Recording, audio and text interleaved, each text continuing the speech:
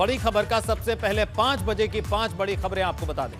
पहली खबर, यूपी में जनसंख्या नियंत्रण से जुड़े ड्राफ्ट की, जिसे विधि आयोग के चेयरमैन ने आज सीएम योगी को सौंपा। दूसरी खबर, लोनी में बुजुर्ग की पिटाई मामले की, जिसमें सपा नेता उम्मेद पहलवान के खिलाफ रासुका की मंजूरी दी गई है। तीसरी बड़ी और अहम खबर, 16 महीने बाद जेल में कैदियों से मुलाकातियों को मिलने की अनुमति की। और चौथी खबर, गाजियाबाद से, जहां 15 अगस्त को ध्वजारोहण के दौरान हर्ष फायरिंग का मामला सामने आया। और पांचवी खबर, वाराणसी बीएचयू की, यहां आयुर्वेद छात्रों ने सीट बढ़ाने की मांग को लेकर वीसी आवास पर धरना दिया।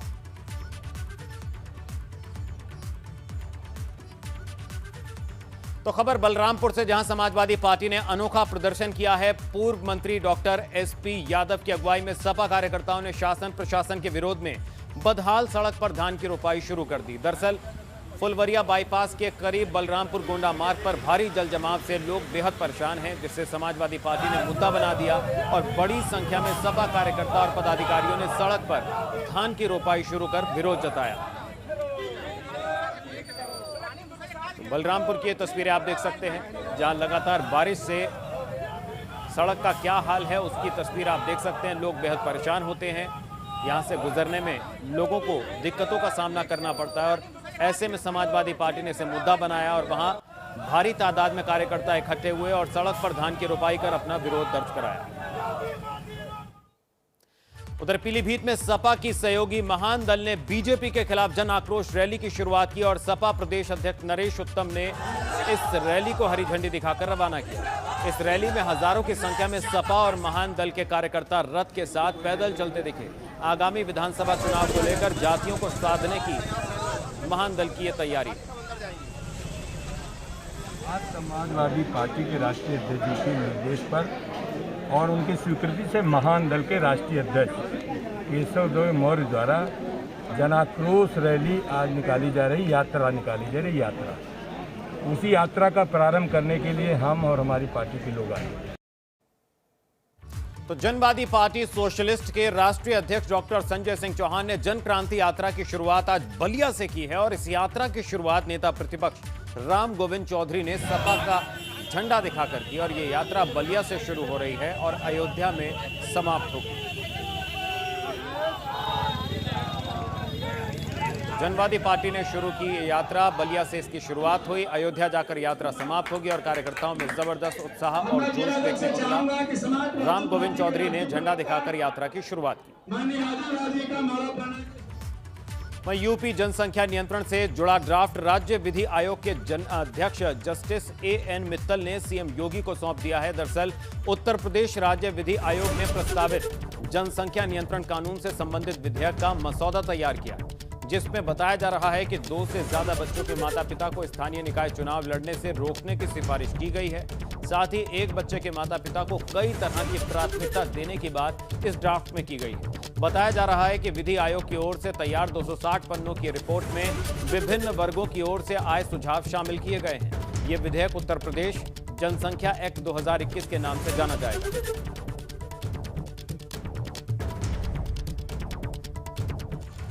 वहीं कोरोना महामारी के कारण करीब 16 महीने बाद मुलाकातियों को कैदियों से मिलने की दिशा निर्देश जारी किए गए हैं। अब हफ्ते में एक दिन 2 लोगों को मिलने की अनुमति होगी, जबकि कोरोना काल के पहले हफ्ते में 2 दिन 3-3 लोग मिल पाते थे। हालांकि इस मुलाकात के लिए 72 घंटे के अंदर की RT-PCR नेगेटिव रिपोर्ट देनी जरूरी होगी। ये 2 जगहों की तस्वीरें हम आपको दिखा रहे हैं। पहली तस्वीर लखनऊ जेल की है, जहां दूसरी तस्वीर गाजियाबाद जेल की है, जहां मुलाकाती कैदियों से मिलने पहुंचे। तो 16 महीने के बाद इसकी शुरुआत। वहीं लखनऊ जिला जेल में कैदियों से उनके परिजनों ने मुलाकात की। करीब 16 महीने के बाद कैदियों से उनके परिजन, रिश्तेदार और परिचितों ने मुलाकात की। आपको बता दें, कोरोना के चलते मुलाकात बंद थी और 16 महीने के बाद अब ये मौका मिल पाया है, जहां कैदियों को अपनों से मिलने की इजाजत दी जा रही है। शासन के आदेश जो हुए हैं रेगुलेटेड तरीके से मुलाकात के, उसका अक्षर से अनुपालन करने के लिए सबको निर्देश दिए हुए हैं। और आज उसका परिणाम ये है कि आज हमारे 23 जिलों से जो मेरे पास रिपोर्ट प्राप्त हुई हैं, 269 व्यक्तियों ने अपने जो उनके बंदी हैं जेलों में, उनसे मुलाकात हुई है और निरंतर ये प्रक्रिया चल रही है। ये मुलाकात 2 बजे तक के लिए अनुमन्य है और आज 2 बजे के पश्चात ये पूरी एग्जैक्ट फिगर आ जाएगी, लेकिन अभी हमारे पास 23 जेलों से रिपोर्ट आ गई है।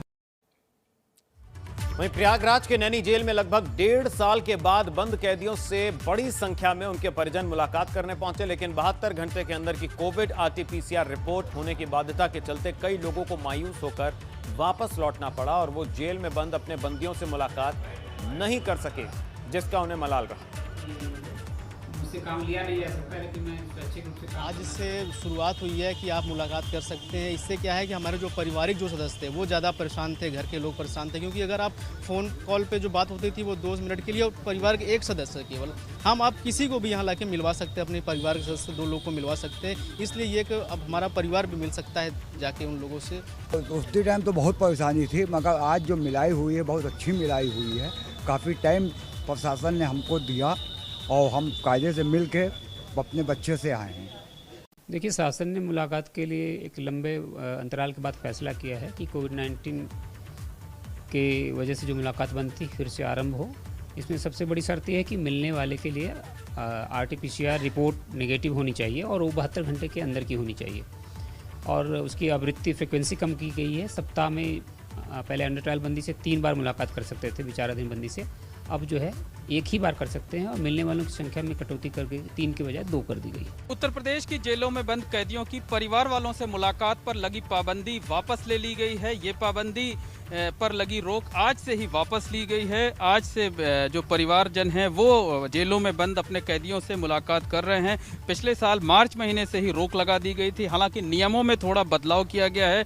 अब जो परिवार के लोग हैं वो विचाराधीन कैदी से हफ्ते में सिर्फ 1 बार मुलाकात कर सकते हैं। अधिकतम 2 लोग ही मिल सकते हैं, जबकि जो सजा याफ्ता कैदी हैं उनसे महीने में 1 बार मुलाकात हो सकती है।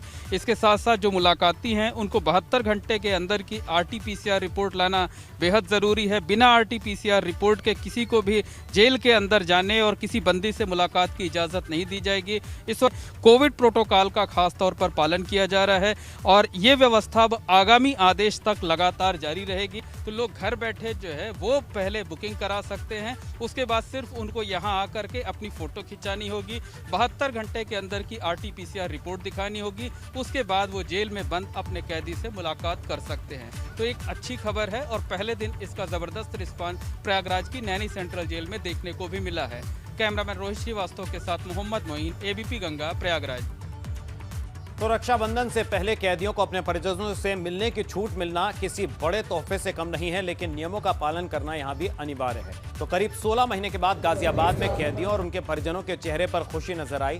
दरअसल शासन की ओर से कैदियों को मुलाकातियों से मिलने की अनुमति दी गई। यहां डासना जेल में कैदियों से मुलाकात के लिए भीड़ दिखी।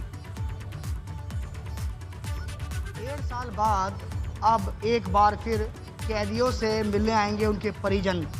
कोविड की फर्स्ट लहर से ही जो मिलाई थी वह बंद थी और आज से शुरू हुई है। जो भी कोई बंदी से मिलने आएगा उसे 72 घंटे पहले की RT-PCR रिपोर्ट लेकर आना होगा, तभी उसके बंदी से उसकी मुलाकात कराई जाएगी। अगर हम आपको तस्वीरों में दिखाएं तो यहाँ पर जो बंदी हैं उनसे मुलाकात होती है और मुलाकात होने के बाद ये जालियां हैं 2-2, एक जाली इधर है दूसरी जाली उधर है। जो लोग हैं वो अपने बंदी से मिल भी सकते हैं और मिलने के बाद उनसे अपनी वार्तालाप भी कर सकते हैं।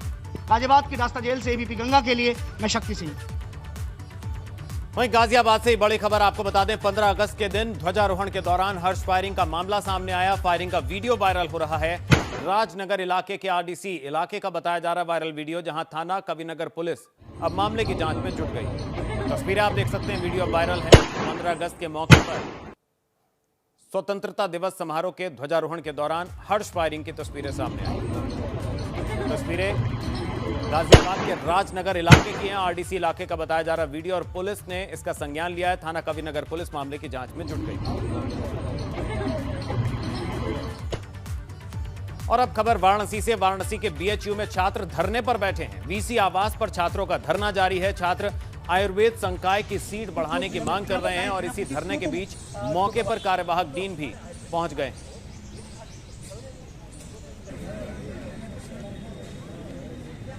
आयुर्वेद संकाय की सीट बढ़ाने की मांग को लेकर छात्रों का धरना। वहीं कानपुर के मॉल रोड पर अचानक पेयजल सप्लाई की पाइपलाइन फट गई, जिसके बाद 3 से 4 फुट तक ऊंचा फव्वारा फूट पड़ा, जिससे कुछ ही देर के लिए यहां हड़कंप मच गया।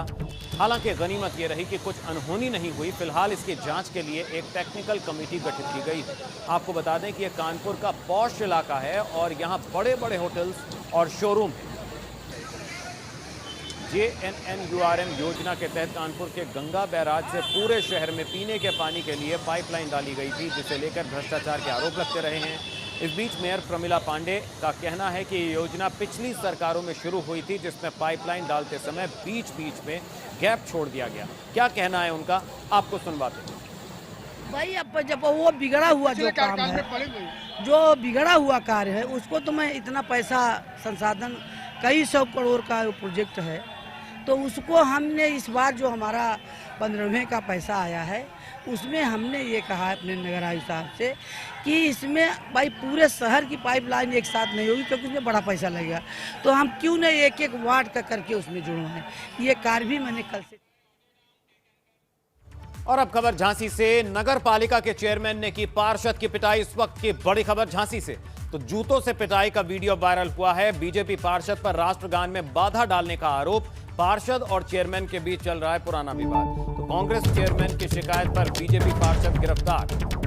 बड़ी खबर झांसी से। नगर पालिका के चेयरमैन ने की पार्षद की पिटाई। जूतों से पिटाई करने का वीडियो वायरल हुआ।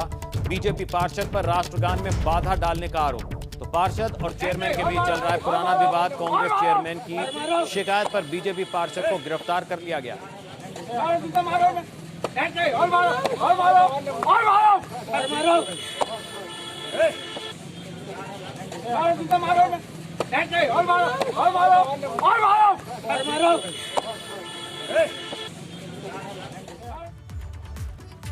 उधर नोएडा में आज वैक्सीनेशन अभियान के तहत 100 बूथों पर करीब 22,000 लोगों का वैक्सीनेशन की डोज देने का लक्ष्य रखा गया है, लेकिन आज ही जिला अस्पताल में वैक्सीन लगवाने आए लोगों ने हंगामा किया।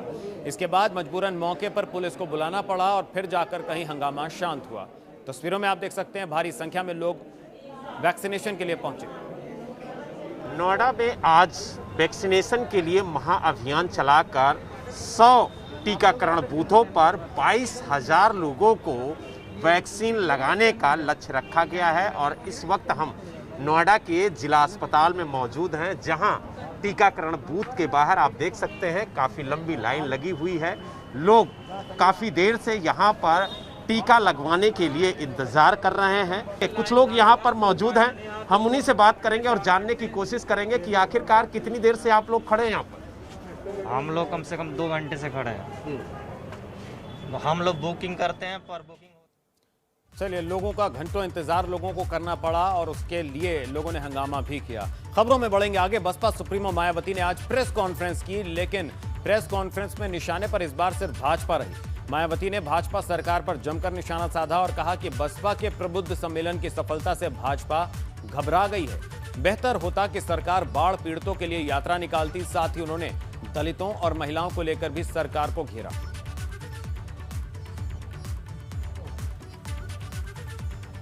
जब से यूपी में बीएसपी के तत्वाधान में व मेरे दिशा निर्देशन में श्री SC मिश्र के नेतृत्व में प्रबुद्ध वर्ग के कार्यक्रम हो रहे हैं, जो जिलों में काफ़ी सफल हो रहे हैं, तो तब से इनको अब यूपी में यानी कि बीजेपी को तब से काफ़ी बौखलाहट हो रही है। बीजेपी के सर्कल में काफ़ी बौखलाहट है और अब यूपी में बीजेपी की काफ़ी नींद उड़ी हुई है। कानून का राज तो सही मायने में बीएसपी की गवर्नमेंट में रहा है, तो यहाँ कानून का राज नहीं है, बल्कि ज़बरदस्ती मीडिया में कानून का राज चलाया हुआ है। तो यहाँ की खराब कानून व्यवस्था व दलितों का आए दिन हो रहा उत्पीड़न बड़े पैमाने पर, जिसको मीडिया में दर्शाया नहीं जाता। मीडिया में तो कोई इक्का दुक्का आ जाता है, कोई ऐसा दिन नहीं जाता जिस दिन यहाँ पर दलितों के ऊपर, अक़लियतों के ऊपर, जुल्म जाती नहीं होती है, हमारी महिलाएं तक भी सुरक्षित नहीं हैं। तो मायावती के हमले पर भाजपा ने भी पलटवार करने में देरी नहीं की। स्वास्थ्य मंत्री जय प्रताप सिंह ने कहा कि बसपा की हकीकत जनता पहले से ही जानती है। हम उस पर कोई टिप्पणी नहीं कर रहे हैं, वो अपना करें, क्योंकि उनका तो सब लोग जानते हैं कि पूरे 5 साल वो चुपचाप रहे और अब एकदम से उन्होंने भाईचारा सम्मेलन किया, जिसमें सीधा सीधा उन्होंने ब्राह्मणों का मिला के भाईचारा सम्मेलन करने के लिए उन्होंने अपना सतीश मिश्रा जी ने भी ये बात कहा था और इसी को लेकर वो कर रहे हैं। अगर ये लगातार करते तो कोई बात नहीं होती, मगर 5 साल आप बिल्कुल आराम से घर पर बैठे हुए हैं और अंतिम समय में आप कह रहे हैं कि हम भाईचारा सम्मेलन करेंगे, ब्राह्मणों को अपने साथ रखेंगे, तो कोई बात नहीं, वो रखें। अगर ब्राह्मण उनसे प्रभावित होते हैं तो अच्छी बात है, उनके साथ रह जाए। बड़ी खबर मथुरा से, जहां एक व्यापारी से 1 करोड़ 5 लाख की लूट से सनसनी मच गई है। दरअसल सुबह गैस गोदाम के मालिक अंकित बंसल स्कूटी से बैंक में कैश जमा कराने के लिए जा रहे थे और उसी दौरान बाइक पर सवार 4 बदमाशों ने गन पॉइंट पर उनसे 1 करोड़ 5 लाख रुपए लूट लिए। बदमाश बाइक पर सवार थे। मामला नगर कोतवाली क्षेत्र का है। दिन दहाड़े हुई लूट से जिले की कानून व्यवस्था पर सवाल उठ रहे हैं। फिलहाल पीड़ित की तहरीर के आधार पर पुलिस मामले की जांच में जुट गई है। पुलिस सीसीटीवी फुटेज के आधार पर आरोपियों की तलाश कर रही है। पूरे शहर में नाकाबंदी की गई है। बदमाशों की तलाश के लिए 5 टीमें लगाई गई हैं और गैस गोदाम मालिक से भी पुलिस पूछताछ कर रही है। इसलिए मैं खुद भी यहाँ आया हूँ और कोशिश यही करेंगे कि हम इसको प्रॉपरली ट्रेस करें, क्रिमिनल्स को पकड़ें, सारी उनसे रिकवरी करें और उनकी जो मोटरसाइकिलें यूज़ हुई हैं वो भी बरामद करें। और इस पूरे घटना में अगर उनको किसी तरह की कोई भी मदद करता है, चाहे वो उनका रिश्तेदार हो या मददगार हो, वो भी इस केस का मुलजिम बनेगा। चलिए बात अब बाढ़ और बारिश की, तो बिजनौर की बात करें। बिजनौर में गंगा तेजी से कटान कर रही है। यहां गंगा किनारे बसे लोगों के मकान धाराशायी होने लगे हैं। वहीं किसानों की फसलें भी गंगा में समा रही हैं। इस वजह से गांव के लोग काफी परेशान हैं। हालांकि पुलिस प्रशासन गंगा किनारे स्टड्स और रेत की बोरी लगाकर कटान रोकने की कवायद में जुटी हुई है। गंगा जिस तरीके से कटान कर दिया है, एक गांव फतेहपुर है जिसमें फिलहाल 2013 में चला गया था और बाकी जो 15-16 परिवार हैं वो बचे हुए हैं। यहाँ पे कुछ परिवार इस बार भी रह गए जिनका घर गंगा जी में चला गया और बाकी जो परिवार हैं अगर इसी तरीके से गंगा कटान करती रही तो ये भी चले जाएंगे। बस गंगा जो कटान कर रही ये बहुत तेज़ी से कटान कर रही है और जो अस्थायी काम हो रहा है यहाँ पर बल्लियों का, इससे कोई रुकावट नहीं हो। यहाँ पर पक्के तटबांध की व्यवस्था हो तो कुछ रुकावट हो सके। वहीं श्रावस्ती में भी राप्ती का रौद्र रूप देखने को मिल रहा है। भीषण बाढ़ का कहर, कई गांव में पानी घुस चुका है और गांव के लोग घरों में फंस गए हैं। नाव के जरिए लोगों को सुरक्षित जगहों पर पहुंचाने का काम किया जा रहा है। प्रशासन की तरफ से अब तक कोई मदद लोगों को, बाढ़ प्रभावितों को नहीं मिली। तस्वीरें श्रावस्ती की हैं जहां बाढ़ का कहर है। तो राप्ती नदी का रौद्र रूप देखने को मिल रहा है जिससे लोगों के घरों तक, रिहायशी इलाकों तक बाढ़ का पानी पहुंच गया है और लोगों को बहुत ज्यादा दिक्कतों का सामना करना पड़ रहा है। प्रशासन पर भी लोगों ने आरोप लगाया कि प्रशासन कोई मदद नहीं पहुंचा रहा है। और इसी के साथ बड़ी खबर में अभी बस इतना ही, लेकिन शाम 7:30 बजे जरूर देखिए यूपी का मूड क्या है। एबीपी गंगा की चुनावी टीम आपको दिखाएगी लखनऊ के मोहनलालगंज में भाजपा और सपा में कौन है जनता के दिल में। साथ ही सहारनपुर के गंगोह सीट की जनता का मूड भी हम आपको बताएंगे। इसके अलावा बलिया की रसड़ा विधानसभा सीट का मूड भी हमारी टीम आज बताने वाली है।